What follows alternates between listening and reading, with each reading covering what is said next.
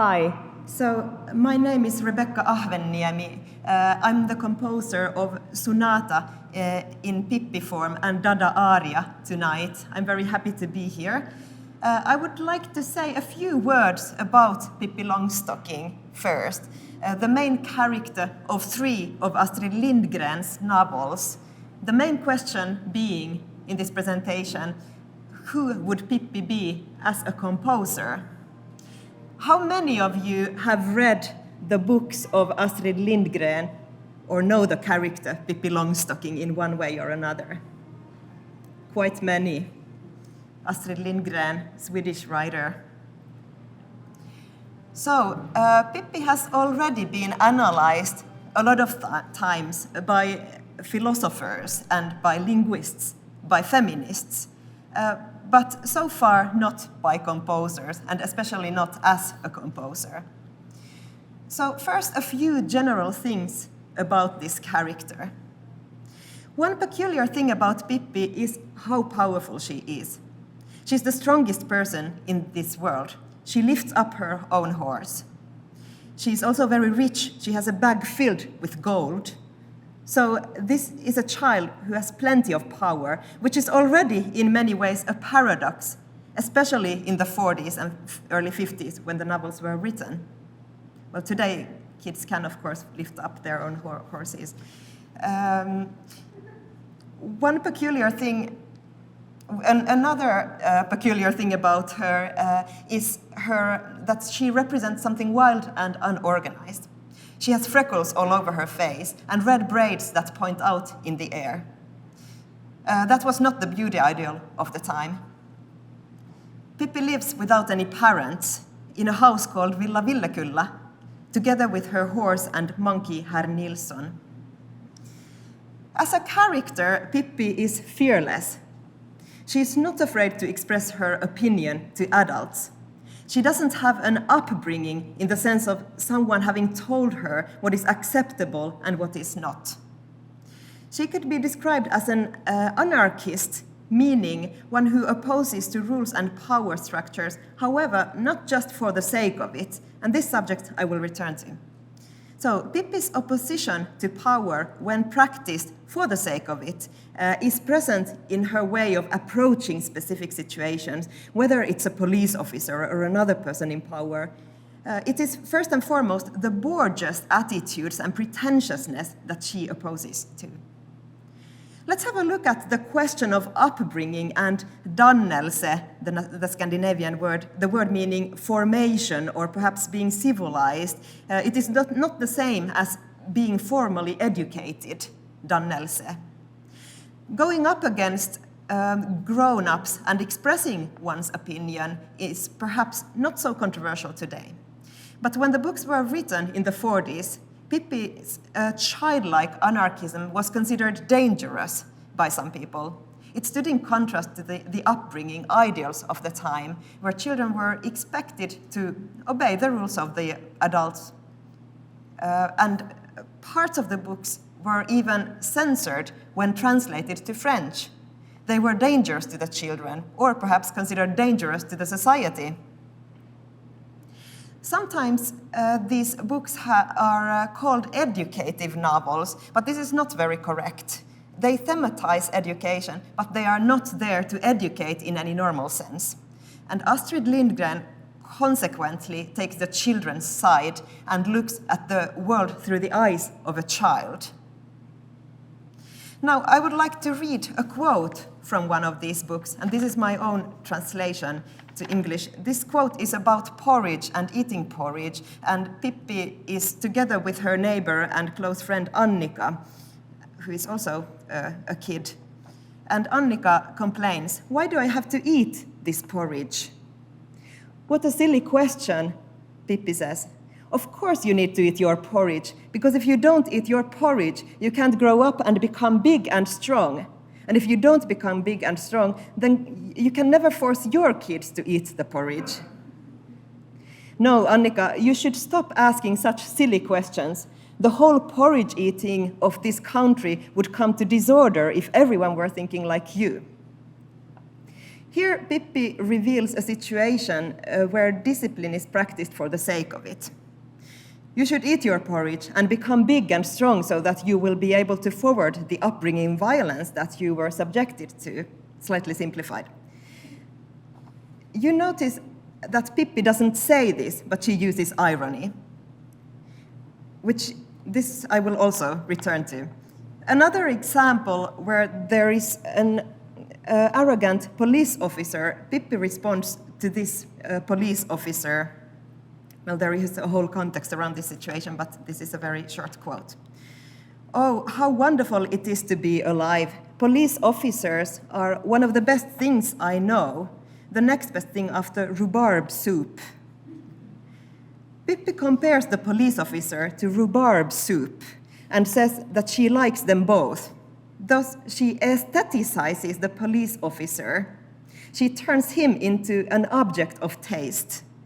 He loses his absolute authority. But Pippi's criticism of power, when misused, goes deeper than merely opposing to authorities, whether it's the police officer, parents, or teachers. It's also a critique of ways of thinking within the whole Western civilization. There are many more examples of this, how Pippi attacks the Borges attitude, pretentiousness, even geography books she attacks, and the false promise of safety that some systems may carry, even within natural sciences.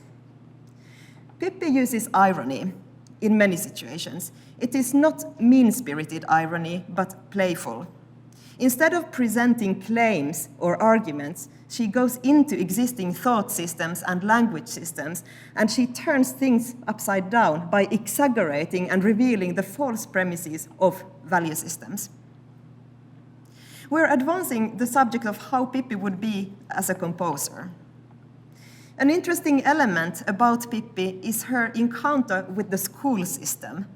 When she shortly goes to school, she studies math, and math multiplication turns into plutification in the mouth of Pippi, and she makes up her own words and even her own ways of counting. Her encounter with the school does not go very well, but this could also be a critique of the school system. If one asks whether Pippi is not utdannet, educated, but dannet, civilized or sophisticated, the answer would, in my opinion, be yes. She shows great amounts of sophistication and experience-based knowledge. When she approaches different situations, she treats all people equally and does not give special treatment to those in powerful positions who are used to receiving special respect. She is truly the opposite of an opportunist. Further, she is not an anarchist by placing herself outside of society, but she goes directly inside of different systems and situations, value systems, and turns the meanings upside down. So she attacks power mechanisms by identifying with them and exaggerating, being ironic. And this requires plenty of orientation about issues to be able to do this. Now, questions about the discipline of musical composition are interesting in the light of Pippi. Musically, Pippi's character may contrast the profession of composition as a disciplinary field, which often requires plenty of education, including knowledge of historical developments, music theory, and notational practice. In Norway, composition is one of the longest educations. On average, a composer has studied for 7 years, which is longer than surgeons. At least this was the statistics a few years ago. At the same time, there are big amounts of reflection within this study and experience-based knowledge or tacit knowledge. But there could also be tendencies towards high culture without raising the necessary questions. In composition, too, a learner joins a community of other practitioners. A practice involves different standards of excellence, which a student has to both learn how to model and perhaps to some extent accept the authority of, at least in the beginning. The reasons of making music could be partly found in the artists wanting to fit into practices of a community. For example, learning to compose music that sounds like what is accepted as contemporary music. It is perhaps here that Pippi's non-educational approach, yet civilizedness, becomes very interesting. So let's have a look at the score of Pippi. So this is sonata in Pippi form. You have it in tiny size, but maybe you can keep it really close to your face to be able to see it. So this sonata, it's not written in sonata form, but Pippi form, which consists of 2.5 movements, not 3 or 4 movements, which would be more normal for a sonata. Sonata, the word comes from the Latin word sonare, to sound. So Pippi is allowed to develop her own sonata form or sounding form. And the instruments, violin and piano, this is a very typical classical chamber music instrumentation since the classical and romantic time. So in a way, it's very traditional. Pippi has named the first movement maestoso con scarpe diverse.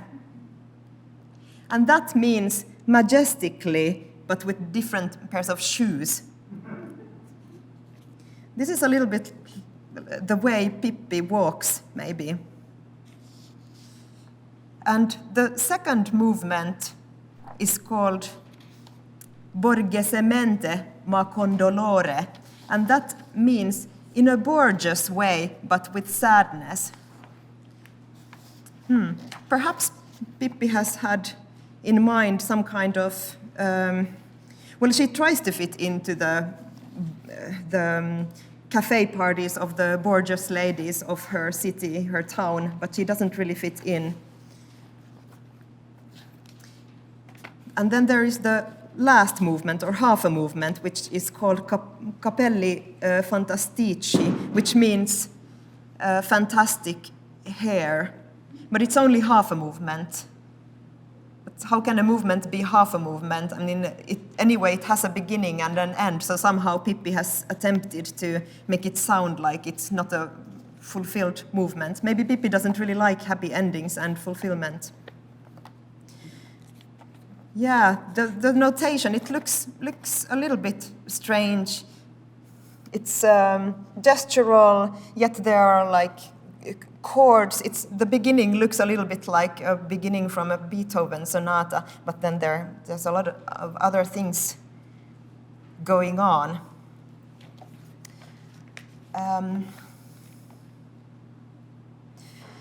Yeah, Pippi as a composer, she would probably not try to fit into a practice of contemporary music if understood as a musical style, or she would probably neither do that, nor would she anarchistically step outside of a tradition of musical composition, but maybe she would identify with some things. We'll see how does Pippi's or sonata in Pippi form sound. So, when you hear this, please don't look at the score while you're listening.